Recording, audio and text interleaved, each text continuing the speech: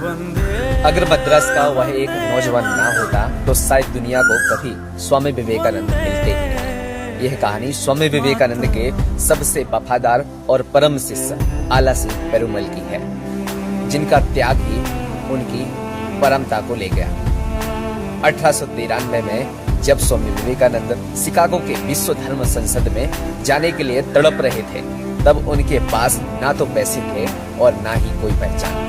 ऐसे समय में एक सरकारी स्कूल के मामूली शिक्षक आला सिंह पेरुमल स्वामी जी के लिए एक फरिश्ता बनकर सामने आए और उन्होंने विवेकानंद को वैश्विक मंच पर पहुंचाने के लिए अपनी जान लगा दी। स्वामी जी को अमेरिका भेजने के लिए आला सिंह ने मद्रास की सड़कों पर घूम घूम कर भीख तक मांगी और चंदा इकट्ठा किया, लेकिन जब ऐन वक्त पर पैसे कम पड़ गए तो आला सिंह ने बिना एक पल सोचे अपनी पत्नी के सोने के गहने और मंगलसूत्र तक बेच दिया।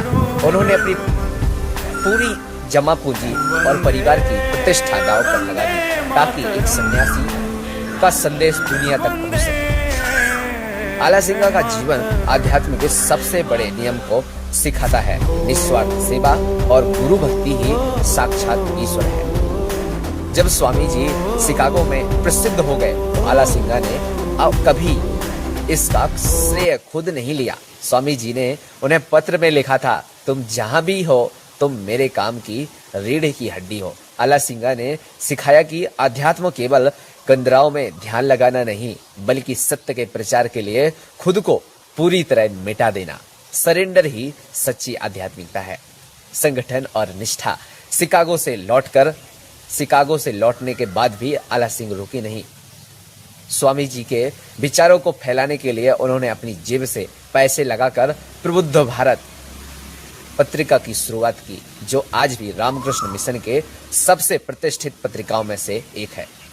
उन्होंने दक्षिण भारत में विवेकानंद के विचारों का एक ऐसा मजबूत संगठन खड़ा किया जिसने आगे चलकर देश के युवाओं को जगाया। मात्र 44 वर्ष की आयु में जब आला सिंह का निधन हुआ तो स्वामी जी पहले ही महासमाधि ले चुके थे, लेकिन आला सिंह ने जो मिसाल कायम की वह अमर है। आला सिंह पेरुमल की कहानी हमें सिखाती है कि इतिहास केवल मंच पर बोलने वाले को याद रखता है, लेकिन ईश्वर की नजर में वह नेपथ्य का नायक, बिहाइंड द सीन्स हीरो सबसे महान होता है, जो बिना किसी लालच के सत्य का दिया जलाए रखता है। धन्यवाद।